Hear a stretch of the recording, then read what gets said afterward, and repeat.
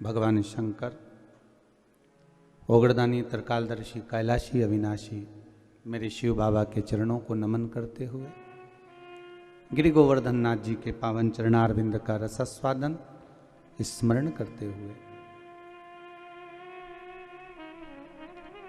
संपूर्ण विश्व में भारत की पावन धरा पर देश विदेश में विराजमान होकर भगवान भूत भावन भूतेश्वर भगवान शिव की करुणा से, कृपा से आज सुंदर रूप चतुर्दशी, कार्तिक मास की कृष्ण पक्ष की सुंदर चतुर्दशी तिथि, जिसके अंतर्गत अपन सब बाबा देव अधिदेव महादेव के पावन चरणों का रसास्वादन करते हुए सुंदर आनंद में रूप चतुर्दशी, नरक चतुर्दशी, छोटी दीपावली के पूजन का महत्व समझेंगे। कल कथा में वर्णन किया था, अपन सबने श्रवण किया कि धन्वंतरी जी प्रकट होते हैं, साथ में उनके हाथ में शंख है, चक्र है, सुंदर औषधियां हैं और औषधि के साथ में एक कलश जो भरा हुआ है वो अमृत का भरा हुआ है। और उस अमृत के कलश को देवताओं के नजदीक में लेकर जाना, देवताओं के पास में जाकर देना, उस अमृत के कलश को प्रदान करना। पर अगर धन्वंतरी भगवान का अवतरण हुआ है तो धन्वंतरी भगवान विष्णु का ही एक अंश अवतार है, जो अमृत औषधियों को देने वाले हैं। कोई साधारण से नहीं है महाराज, अमृत औषधियों को प्रदान करने वाले। शिव महापुराण की कथा तो यहां तक कहती है कि हमारा हृदय भी एक अमृत का कलश है और इस अमृत के कलश में स्वयं अमृत भरा हुआ है। राम नाम, कृष्ण नाम, शिव नाम, भगवान का नाम अमृत भरा हुआ है। और जब नाम अमृत जो भरा हुआ है, नाम अमृत जो हमारे पास में है, भगवान के नाम का जो अमृत है उसका भी तो हम प्रयोग कर सकते हैं। 33 कोटि देवता धन्वंतरी जी के द्वारा प्राप्त हुए उस अमृत कलश का पान कर रहे हैं, तो क्यों ना हम भी भगवान के द्वारा जो हृदय रूपी अमृत कलश है, जिसमें राम नाम, कृष्ण नाम, शिव नाम, भवानी का नाम, हमारे सदगुरु का नाम, नारायण का नाम इस कलश के अंदर भरा हुआ है, और उस कलश का हम क्यों ना प्रयोग करें। कि राम राम रटते रहो जब तक घट में प्राण, कबहु तो दीन दयाल के भनक पड़ेगी कान। आप भगवान का स्मरण अमृत रूपी कलश के रूप में कर सकते हो।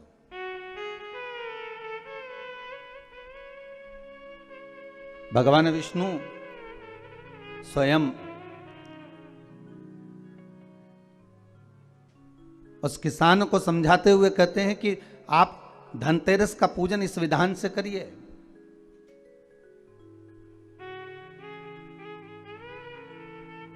द्वितीय स्वरूप में, द्वितीय क्रम में भगवान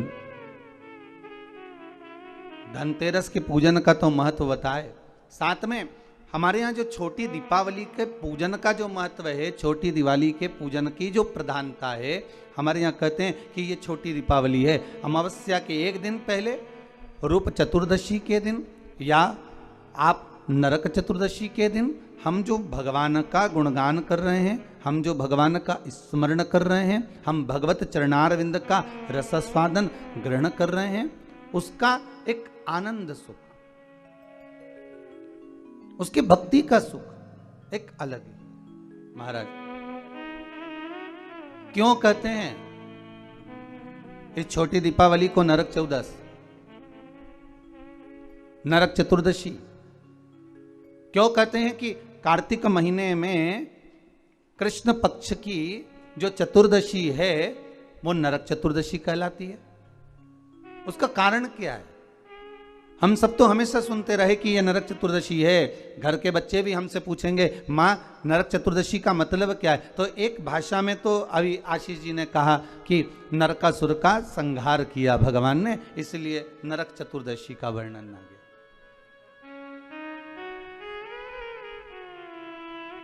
केवल एक नरकासुर का संहार करने पर नरक चतुर्दशी का महत्व वर्णन हो, पर हमारे शास्त्र, हमारे वेद, हमारे पुराण हमें जो वर्णन करते हैं महाराज, एक सुंदर नगरी में रांतिदेव नाम का एक राजा निवास कर रहा है। बड़ा सुंदर भाव है महाराज उस रांतिदेव का।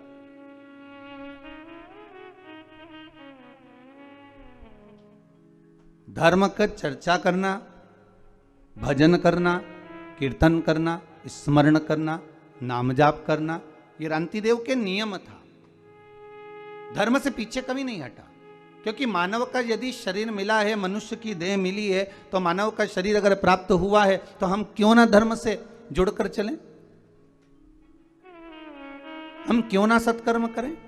हम क्यों ना भगवत चर्चा करें? हम क्यों ना भगवत स्मरण करें? अगर मानव का शरीर मिला है तो बड़ी मुश्किल से प्राप्त होता है महाराज।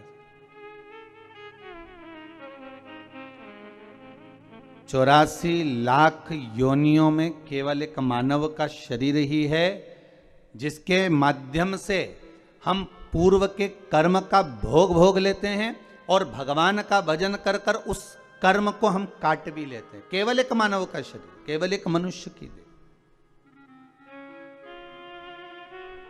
आस्था चैनल के माध्यम से जितने श्रोता भाई बहन कथा को श्रवण कर रहे हैं, आस्था चैनल के माध्यम से जितने भाई बहन कथा श्रवण कर रहे हैं, सुन रहे हैं, या फेसबुक यूट्यूब पर इस कथा का रसास्वादन आप ग्रहण कर रहे हैं, तो उसका महत्व समझे कि मानव का जो शरीर मिला बड़ा मुश्किल से मिला है। 84 लाख योनियां महाराज, पत्नी हर योनि में प्राप्त होगी। आप जो बनकर जन्मेंगे वो उस समय पर पत्नी भी मिलेगी। आप जिस योनि में प्राप्त होंगे उस योनि में आपके बच्चे भी होंगे। हर योनि में कुटुंब भी होता है, कबीला भी होता है, पत्नी भी होती है, पति भी होता है, बच्चे भी होते हैं। हर योनि में आपको सब कुछ मिलेगा।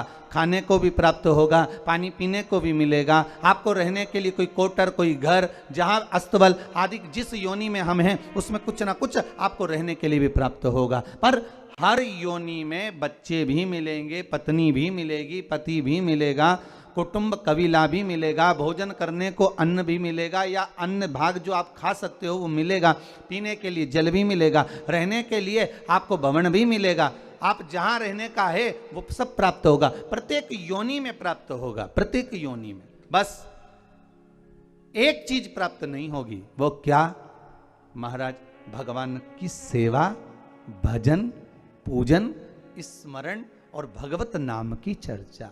इसलिए कलयुग केवल नाम आधारा और सुमर सुमर नर उतरहि पारा।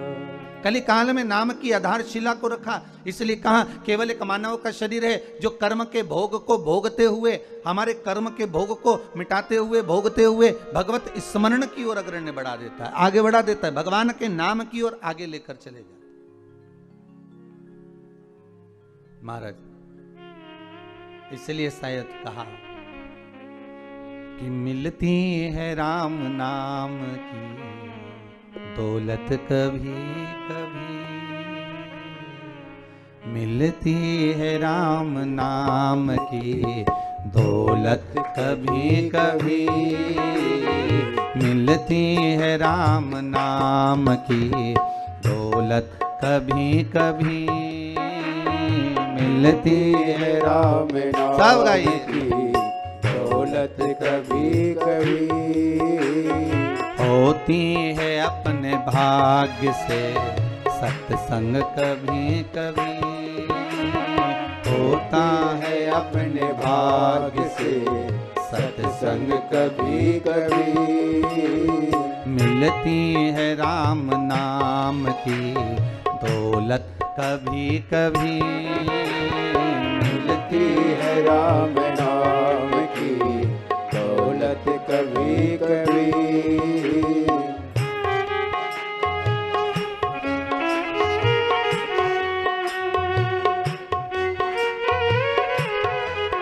आओ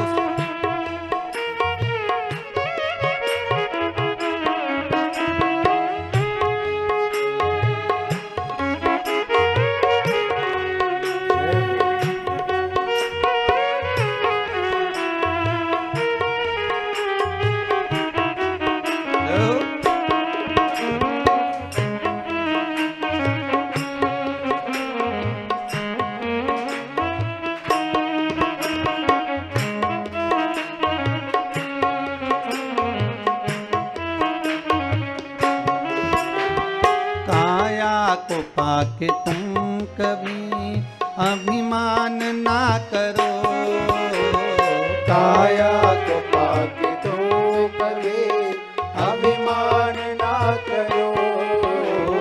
काया को पाके तुम कभी अभिमान ना करो, काया को पाके तुम कभी अभिमान ना करो।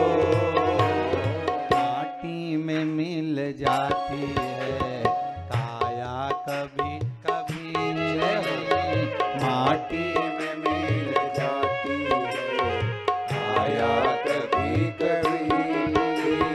मिलती है राम नाम की दौलत कभी कभी, मिलती है राम नाम की दौलत कभी कभी।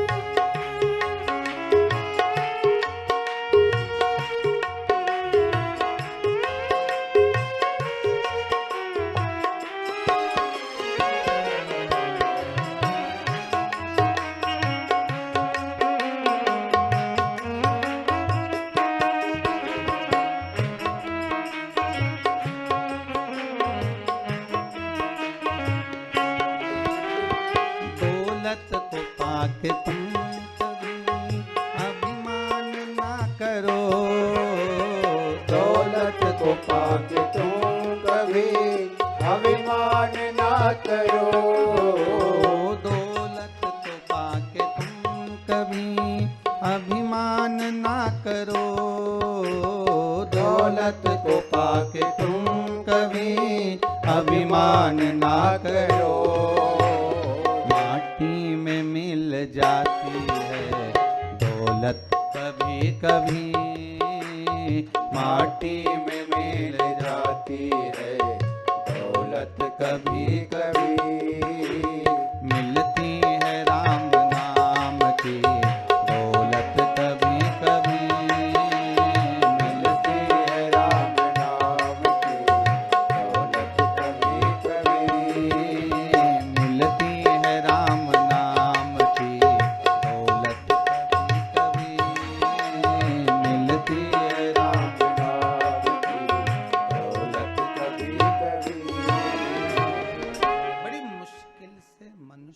यदि शरीर मिला है और मानव की देह प्राप्त हुई है तो भगवान का भजन मिलना बड़ा कठिन है, भगवान का स्मरण बड़ा कठिन। सारी योनियों में परिवार, पति पत्नी, बच्चे, कुटुंब, कबीला सब मिलेगा, पर नहीं मिलेगा तो राम नाम, कृष्ण नाम, शिव नाम, भजन कीर्तन ये नहीं मिलने वाला, ये बड़ा मुश्किल से मिलता है। क्रांतिदेव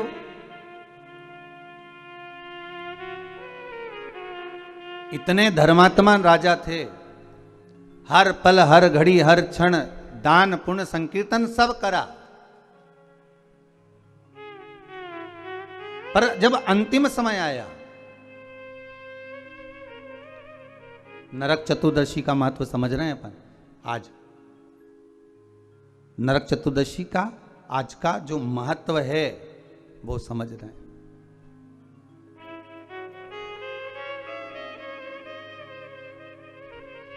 क्या महत्व है नरक चतुर्दशी का? कृष्ण पक्ष की कार्तिक महीने की इस चतुर्दशी का, रूप चतुर्दशी का, नरक चतुर्दशी का क्या महत्व है उसको समझना, उसके पूजन का क्या विधान है, छोटी दीपावली क्यों कहते हैं, क्यों दिए लगाए जाते हैं, उसके महत्व को समझना। महाराज क्रांतिदेव का जब अंतिम समय आया और यम के दूत आए क्रांतिदेव को बंदी बनाने के लिए, तो क्रांतिदेव ने पूछा आप कौन हो, कहां से आए हो? भगवान का भजन करने वाला, स्मरण करने वाला, भगवत नाम की चर्चा करने वाला, कीर्तन करने वाला, दान पुण्य करने वाला, सत्कर्म करने वाला, भगवत नाम के भजन में डूबने वाला जब अंतिम समय में अपने प्राणों को छोड़ता है, तो महाराज शिव महापुराण की कथा कहती है, हमारे धर्म और शास्त्र कहते हैं, भजन करने वाला जब प्राणों को छोड़ता है तो यम के दूत सामने खड़े रहते हैं और उस जीव को ले जाने का जब समय होता है तब वो यम के दूत से चर्चा भी कर लेता है, बात भी कर लेता है। कई लोग कहते हैं महाराज जी क्या मरने वाला व्यक्ति यमदूतों से बात करता है? क्यों नहीं करता? क्रांतिदेव का चरित्र कर रहा है, आज नरक चतुर्दशी का चरित्र कर रहा है कि क्रांतिदेव यमदूत सामने खड़े हैं और उनसे बात कर रहा है। शिव महापुराण में राजा श्वेत का चरित्र आता है, यमदूत सामने खड़े हैं और राजा श्वेत उनसे बात कर रहा है। मार्कंडे भगवान का चरित्र आता है, यम के दूत सामने खड़े हुए हैं और वो उनसे बात कर रहे हैं। क्यों नहीं हो सकता महाराज?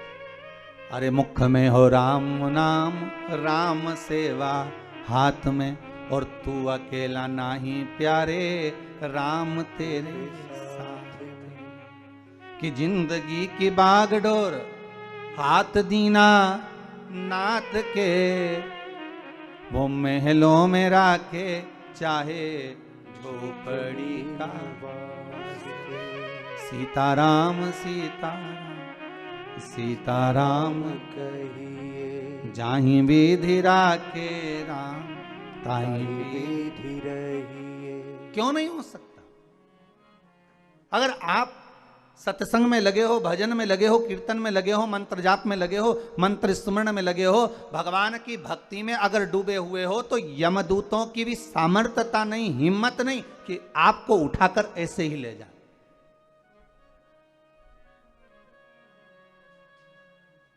यमदूतों की भी सामर्थ्यता नहीं कि वो आपको उठाकर ले जाएं। वहां तो चर्चा होती है, बात होती है कि साहब हम आए हैं, यमदूत सामने नजर आते हैं। कहीं कहीं आप लोगों ने भी अपने जीवन में सुना होगा, जब किसी के प्राण छूटते हैं तो कहते हैं ना कि उनको तो पहले ही भान हो गया था, उनको तो पहले ही मालूम पड़ गया था, उनने तो कह दिया था साहब कि ऐसा हो रहा है। कई बार हम कहते हैं, हमारी सहज भाषा में आप लोगों ने भी अपने जीवन में सुना होगा कि वो ऐसा बोल गया, वो ऐसा कर गया, उसको तो मालूम पड़ गया था, उसकी तो सूचना मिल गई थी, अंतिम समय क्या है उसको मालूम पड़ गया। पर महाराज आज क्रांतिदेव के साथ वही हुआ। क्रांतिदेव ने पूछ लिया कौन हो? यमदूत। लेने आए हो? हाँ चलना पड़ेगा। बिल्कुल चलता हूं। कहां लेकर जाओगे? नरक। ओहो, क्रांतिदेव करे मैंने इतना दान करा, पुण्य करा, सत्कर्म करा, धर्म चर्चा करी, भगवत नाम लिया, जगत में मैंने सारा दान पुण्य धर्म सब कुछ करा, और तुम कह रहे हो कि मुझे नरक लेकर जाओगे? ये कहां का तरीका है? ये कौन सा तरीका है? कार्तिक महीने की यही चतुर्दशी कृष्ण पक्ष की थी, जिस दिन क्रांतिदेव यमदूतों से बात कर रहे हैं और कह रहे हैं तुम मुझे नरक लेकर जाओगे। मैंने पाप कौन सा करा है? भाई व्यक्ति अगर कोई पाप कर्म करे, व्यक्ति अगर कोई गलत कर्म करे तो कहा जाए कि इसने पाप कर्म करा है तो इसको नरक भेज दिया जाए। पर मैंने पाप कौन सा करा है जो मुझे नरक भेज रहे हो? तो कहा महाराज जी आपने 2 पाप करे। कौन कौन से? तो कहा पहला पाप ये कि दरवाजे पर गाय आई, गौ माता आई, दरवाजे पर खड़ी रही, इंतजार करती रही और आपने गौ माता को भोजन नहीं दिया, भूखी चली गई। और दूसरा पाप आपने करा, दरवाजे पर ब्राह्मण आया और आप उसको अन्न भाग ग्रहण नहीं करवा सके, आप उसको भोजन नहीं करा सके। अब रांति देव ने पूछा ये हुआ कब था, ये तो बताओ पहले। अच्छा, सब जगह की फाइलें गायब हो सकती है, सारी फाइलें मिटाई जा सकती है, पर उस परमात्मा के द्वार पर जो फाइल लिखी जाती है उसे कोई मिटा नहीं सकता।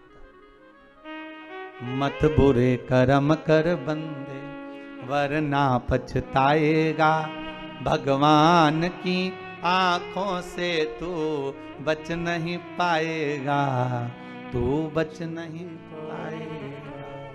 उसको पहचान नहीं सकते। सारी फाइलें मिटाई जा सकती हैं, हर फाइल को छुपाया जा सकता है, हमारा लिखा हुआ हम उसको मिटा सकते हैं, पर परमात्मा की फाइल में एक बार अगर नाम चढ़ गया, कौन सी तारीख, कौन तिथि, कौन पल, कौन घड़ी, कौन क्षण आपने क्या कर्म करा है, वो परमात्मा की खाते में लिखा हुआ है। मेरे भोले के दरबार में सब लोगों का खाता, और किसी को कोड़ी कम नहीं देता, किसी को दमड़ी ज्यादा।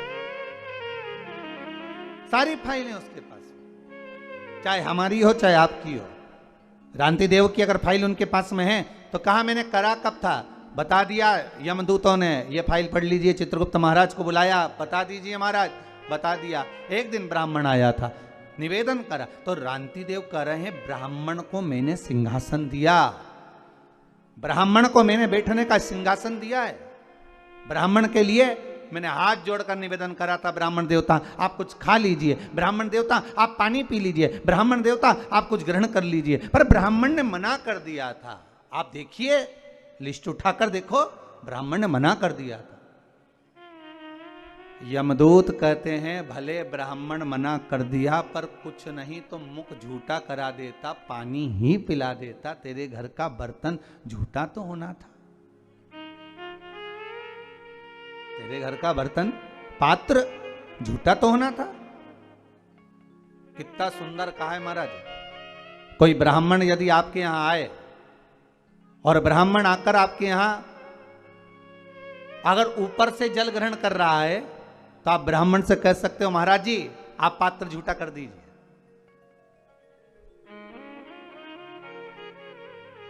कोई ब्राह्मण आकर आपके यहां आया और वो ऊपर से जल भाग ग्रहण कर रहा है, वह हथेली में भाग लेकर, लाओ सब प्रसाद दे दो हथेली में, हथेली में भाग लेकर ब्राह्मण ग्रहण कर रहा है, तो उसको यजमान को चाहिए कि वो ब्राह्मण देवता से कहे कि ब्राह्मण देवता पात्र झूठा कर दीजिए, पात्र झूठा कर दीजिए, ये प्लेट झूठी कर दीजिए, ये पात्र झूठा कर दीजिए। क्यों?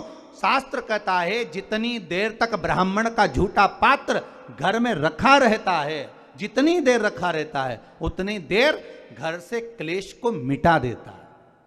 महाराज क्यों कहते हैं कि ब्राह्मण का मुख झूठा कराओ, अर्थात घर का पात्र भी झूठा होगा, वो रखा रहेगा, फिर घर की कोई बहू, घर की कोई माँ उस पात्र को लेकर जाती है, जब धोती है, साफ करती है, महाराज उसने अपनी जिंदगी में जितना पाप कर्म करा होता है, मात्र ब्राह्मण के पात्र का, उस पात्र को धो लेने पर भी उसके ना जाने कितने पाप नष्ट हो जाते, कितने पाप। अब झूठा कर लीजिए। मैंने कहा ब्राह्मण देव को, रंती देव कह रहे, मैं बार बार निवेदन कर रहा हूं, ब्राह्मण देवता पानी पी लीजिए, ब्राह्मण देवता भोजन ग्रहण कर लीजिए, ब्राह्मण देवता आप कुछ खा लीजिए, पर ब्राह्मण ने नहीं खाया। यमदूत कह रहे हैं आपको चाहिए था कि आप मुंह झूठा कराते, भले पानी का आचमन ही करा दे। अब देखिए आचमन करा, अब पानी का भले आचमन करा देते, पर कराना। एक दूसरा, गाय तुम्हारे दरवाजे पर आई और आपने गौ माता को रोटी नहीं दी, आप गाय को भोजन नहीं दिया? रांति देव हाथ जोड़कर बोले, महाराज आप ये गलत कह रहे हैं कि मैंने गाय को रोटी नहीं दी। महाराज मैंने गाय को भोजन नहीं दिया, आप ये गलत कह रहे हैं। मेरे द्वार पर गाय आई और मैंने गौ माता को भोजन दिया। आप देखिए, आप स्मरण करिए, भगवान यमदूत कहते हैं गाय आपके दरवाजे से भोजन कर कर चली गई थी, पर कुछ समय के बाद गाय फिर दरवाजे पर आकर खड़ी हो गई थी। उस समय पर आपने उसको भोजन नहीं दिया। महाराज जब एक बार दे दिया तो दूसरी बार कैसे देते? यमदूतों ने कहा परमात्मा एक बार आपको सुख दे देता है और उसके बाद परमात्मा आपको सुख देना बंद कर देता है, तो क्या आप परमात्मा से वापिस सुख नहीं मांगते? क्या आप परमात्मा से वापिस सुख नहीं मांगोगे कि हे प्रभु, हे भोलेनाथ, हे मेरे नारायण, हे मेरे राम, हे मेरे कृष्ण? एक बार अगर आपने सुख दे दिया और सुख देने के बाद फिर वापिस वही की वही लीला चालू हो गई, वही हमारा कर्म का दुख हमारे सामने आ गया, तो क्या आप भगवान से वापिस सुख नहीं मांगोगे कि हे भगवान हमें वापिस सुखी कर दीजिए, वापिस ऐसी कृपा कर दीजिए कि हमारा वैभव, हमारा धन, हमारी प्रतिष्ठा, हमारा यश, हमारी कीर्ति पुनः वापिस स्थापित हो जाए? रंती देव, गाय अगर एक बार भोजन कर कर चली गई और दूसरी बार पुनः तुम्हारे दरवाजे पर आई है, तो तुम्हारे दरवाजे पर तुम्हारा कल्याण करने के लिए आई है। तुमने उसको भोजन नहीं दिया, क्षमा करिएगा, मुझसे गलती हो गई, इसलिए तुम्हें नरक भोगना पड़ेगा। रांति देव ने कहा नरक अगर भोगना तो मेरा पुण्य कहां गया वो बताओ। पुण्य तुम्हारे सामने, तुम्हारे पुण्य के बल पर मांगो। तुम बैकुंठ का भोग भोगोगे कि कुछ और मांगना चाहते हो? इतने में रांति देव ने कहा अगर मेरे पुण्य का भाग देना चाहते हो तो केवल मेरे जीवन में 1 वर्ष के लिए मृत्यु को टाल दीजिए। 1 साल मेरी मौत ना हो, मेरी मृत्यु ना हो। 1 वर्ष? हाँ, क्या करोगे? रांति देव ने कहा जो नहीं कर पाया वही करूंगा, आप 1 वर्ष के लिए मुझे पुनः मेरा जीवन दे दो।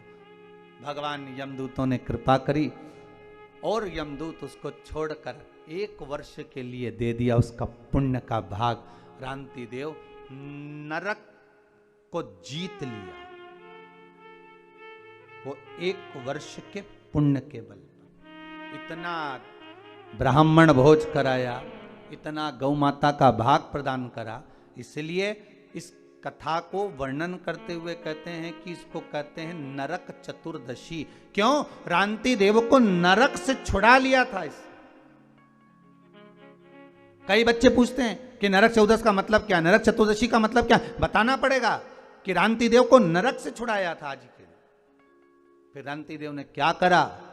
कहा महाराज इसी नरक चतुर्दशी के दिन ब्राह्मण का भोजन कराया, गौ माता को द्वार पर बुलाया। दरवाजे पर जब गाय नहीं आई तो जहां गाय बंधी थी वहां जाकर गौ माता को गासा भोजन का जिमाकर उसका आचमन कराया। उसका फल क्या हुआ कि रांति देव को फिर नरक नहीं भोगना पड़ा। फिर रांति देव जब प्राण त्यागे तो भगवान के धाम में पहुंच गए, सीधे भगवान के द्वार पर।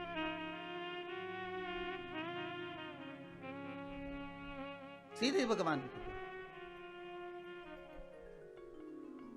और महाराज जब जीवन में परख हो जाए, जीवन में अगर परख हो जाए तो जीवन का सुख ही दूसरा है। इसलिए कहते हैं ना महाराज, ऐसो कोई नहीं रे या हीरा को परखइयो राम, कोई नहीं रे ऐसो कोई नहीं रे, ऐसो कोई नहीं रे या हीरा को परखइयो राम, कोई नहीं रे ऐसो कोई नहीं रे, ऐसो कोई नहीं रे या हीरा को परखइयो राम, कोई नहीं रे ऐसो कोई नहीं रे, ऐसो कोई नहीं रे या हीरा को परखइयो राम, कोई नहीं जय हो।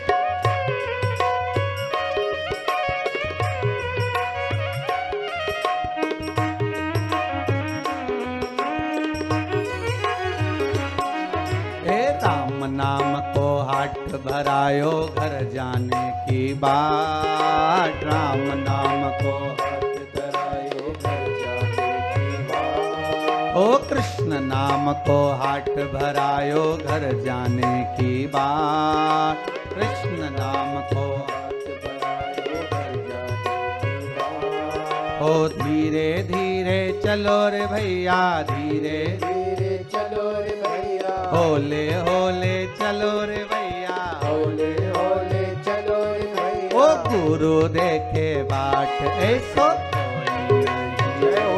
ऐसो कोई नहीं।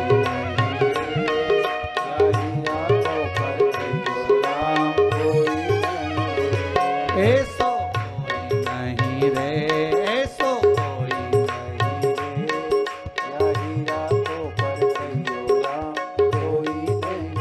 ओहो।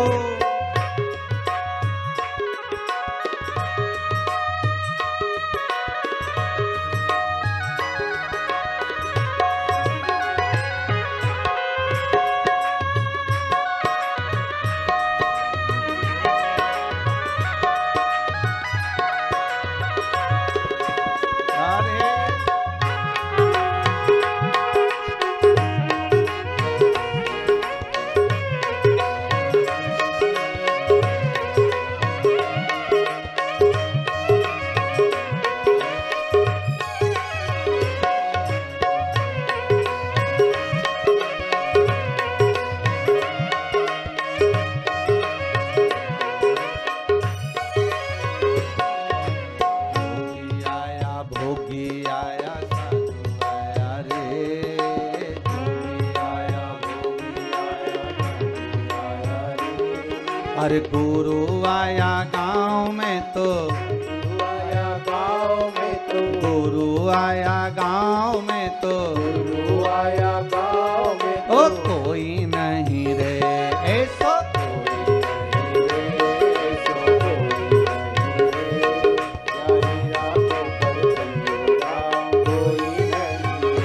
ऐसो कोई नहीं रे, ऐसो कोई नहीं रे।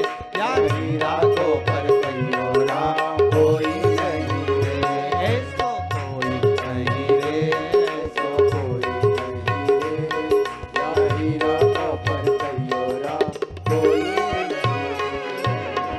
राजा रांति देव नरक से बच गए। इसलिए कार्तिक महीने की कृष्ण पक्ष की सुंदर चतुर्दशी तिथि को नरक चतुर्दशी कहते हैं महाराज। और दूसरा नाम है महाराज रूप चतुर्दशी। क्या नाम है? रूप चतुर्दशी। बच्चे पूछेंगे मम्मी इस दिन क्या जितने लोग भी रहते हैं सबका रूप चेंज हो जाता है क्या?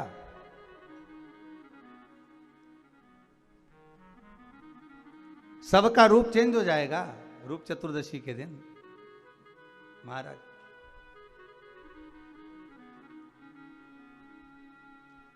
काले काले गोरे हो जाए महाराज, और गोरे गोरे काले तो मालूम पड़े सबका रूप चेंज हो जाएगा क्या? नहीं महाराज। फिर कहेंगे क्रीम की चमक मात्र 15 दिन, 20 दिन, 3 महीना, 4 महीना रहती है, पर अच्छे कर्म की चमक जीवन भर रहती है। मरते तक भी आपका चेहरा चमकता रहेगा अगर कर्म की चमक है। अच्छा कर्म करते महाराज। रूप चतुर्दशी का नाम रूप चतुर्दशी क्यों रखा, क्यों नाम पड़ गया रूप चतुर्दशी? तो कहा कार्तिक महीने की कृष्ण पक्ष की सुंदर ये चतुर्दशी रूप चतुर्दशी इसलिए कहलाई कि एक सुंदर नगर हिरण्यगर्भ नाम का एक नगर है जहां पर एक योगी रहता है। वो अपनी साधना में मस्त है। एक बार एक सुंदर नदी के तट पर गया और भगवान का भजन करने के लिए तल्लीन हो गया। एक बात बहुत ध्यान से सुनिएगा, इस रूप चतुर्दशी की कथा को, आज की कथा रूप चतुर्दशी की अगर आप सुन रहे हैं तो उसको ध्यान लगाकर सुनना कि वो योगी जब योग करने के लिए गया, साधना करने के लिए गया, तप करने के लिए गया, तो महाराज तपस्या करने, योग करने बैठ तो गया, बैठ गया वो साधना करने के लिए, पर साधना करते करते करते करते जब बहुत समय आ गया, बहुत समय हो गया, सिर पे जूं पड़ गई, शरीर में बारीक बारीक कीड़े पड़ने लगे, उसके वस्त्र में, उसके शरीर पर बारीक बारीक कीड़े पड़ने लगे, मस्तक पर जूं पड़ गई।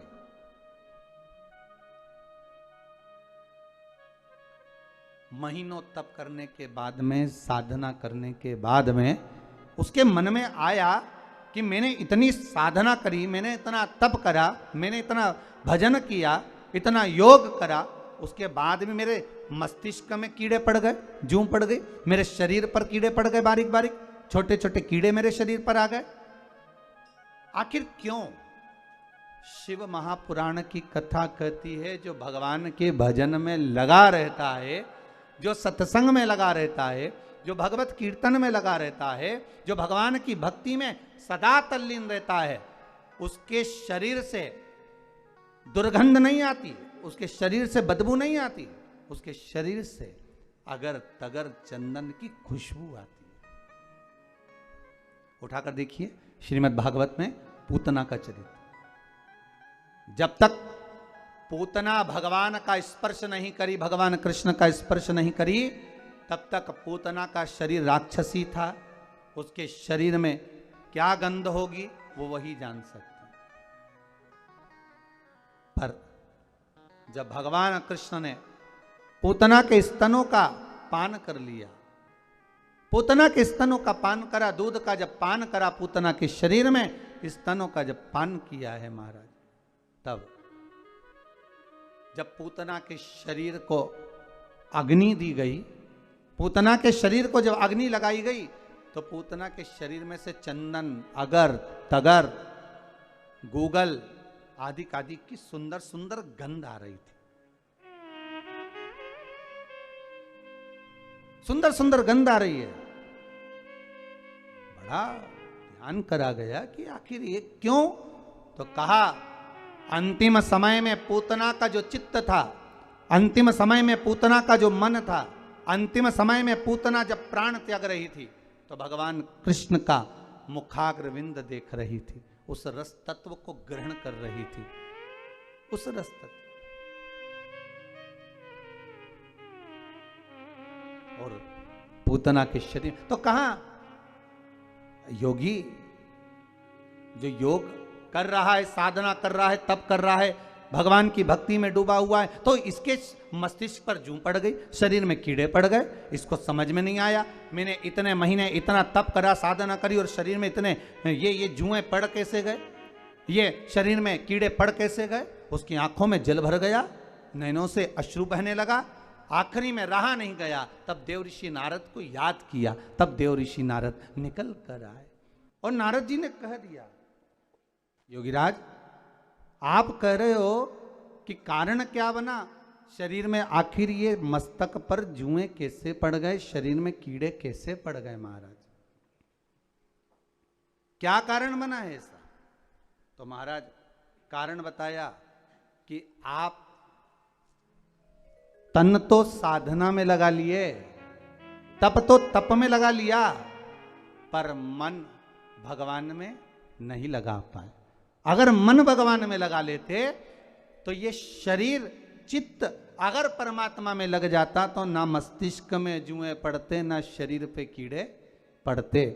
तब क्षमा मांग ली प्रभु, ये अंतरात्मा से मैं भगवान का भजन नहीं कर पाया, मैं भगवान की भक्ति को धारण नहीं कर पाया, इसलिए मेरा शरीर आज कुछ बेकार सा हो गया है।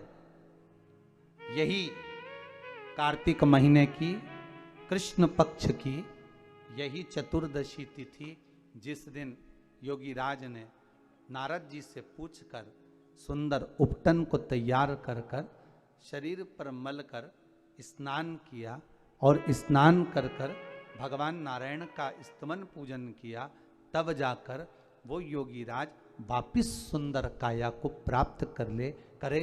इसलिए इस चतुर्दशी का नाम दूसरा पड़ गया रूप चतुर्दशी। क्या नाम पड़ा है? रूप चतुर्दशी। और उस रूप चतुर्दशी के दिन, उस नरक चतुर्दशी के दिन महाराज जो हमारी पूजन का विधान है लक्ष्मी को प्राप्त करने का, इसलिए कहते हैं यह छोटी दीपावली है, यम के द्वार पर से भी बचाने वाली दीपावली, नरक से बचाने वाली दीपावली। कल धनतेरस का पूजन करा, आज रूप चतुर्दशी, नरक चतुर्दशी का वर्णन किया महाराज। कल आप सभी ने जो पाटे पर पूजन करी है, चौरंग पर पाटे पर जो आपने पूजन जमाई थी, चांदी के सिक्के में मौली लपेटी थी, सिक्के में मौली लपेटी थी, उसको थाली में रखा था, वही स्थान पर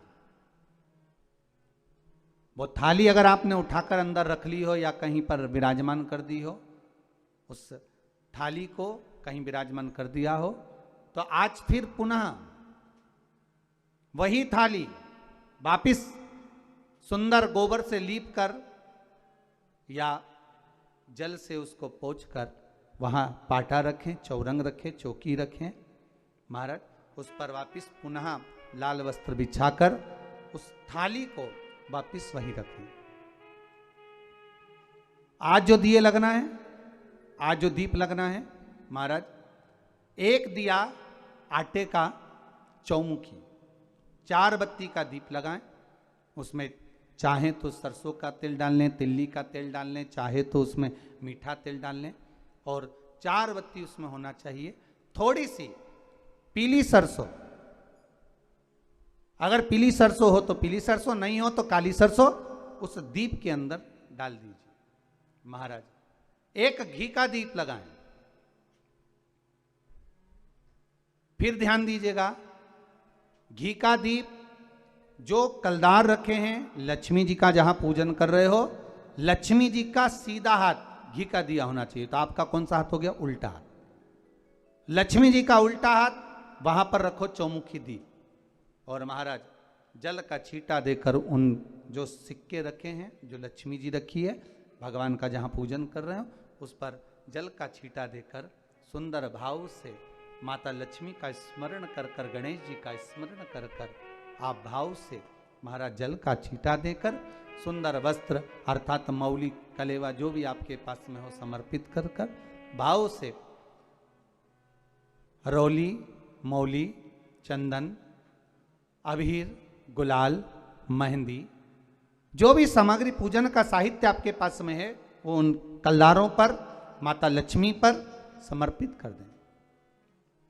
5 अमरबेल के टुकड़े, 5 कमलगट्टे, 5 हल्दी की गांठ उस पर समर्पित कर दें महाराज।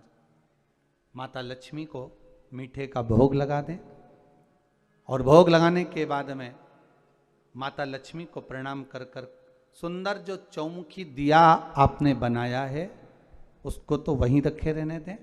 जो घृत का दिया बनाया है, घी का जो दीप लगाया है आपने 1 बत्ती का, उसमें 4 बत्ती नहीं होना चाहिए, बस केवल जो तेल का दीप लगेगा वो 4 बत्ती का, घी का दीप 1 बत्ती का, उस 1 बत्ती के दीप को लेकर माता लक्ष्मी जी की आरती करें महाराज।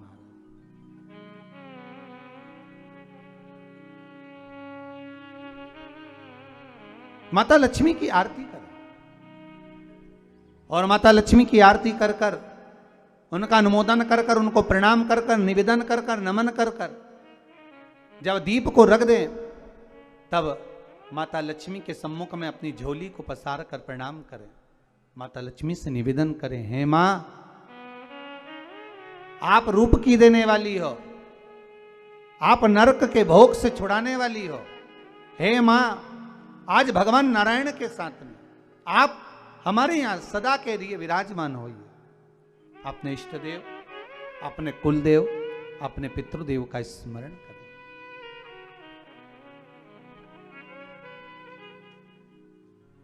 नमन करें, प्रणाम करें और निवेदन करें माता लक्ष्मी से, हे मां ये आपकी ही कृपा है जो आज आप मेरे घर में आई हो। ये आप ही की कृपा है जो मैं आपकी सेवा कर रही हूं, पूजन कर रही हूं, अर्चना कर रही हूं। माता को हो सके लाल पुष्प उन सिक्कों पर, कॉइन पर जो पूजन करी है उस पर समर्पित कर दे। महाराज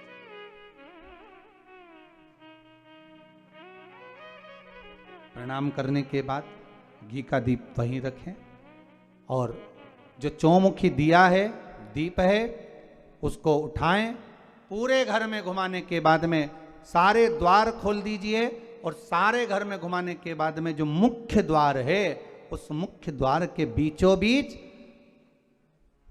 उस दीप को रख दीजिए। प्रणाम करिए, वापिस आ जाइए। महाराज द्वार थोड़ी देर खुले रखिएगा और माता लक्ष्मी का स्मरण करिएगा, माँ को प्रणाम करिएगा। भाव से, आनंद से आज अपन सब ने सुंदर भाव से रूप चतुर्दशी और नरक चतुर्दशी के महत्व को जाना है। ये 5 दिवसीय दीप पूजन, दीपावली का पूजन, 5 दिवसीय जो सुंदर लक्ष्मी जी का सुंदर पूजन का विधान हमारे यहाँ 5 दिवसीय दीप महोत्सव मनाया जाता है। उसमें से दूसरे दिन की कथा को आज विराम देते हुए बड़े भाव से, आनंद से आप सभी को रूप चतुर्दशी की, नरक चतुर्दशी की बहुत बहुत छोटी दीपावली की बधाई हो। संपूर्ण भारतवासियों को, देश विदेश में विराजमान सभी श्रोता भाई बहनों को बहुत बहुत साधुवाद करते हुए आप सभी को छोटी दीपावली की बहुत बहुत बधाई।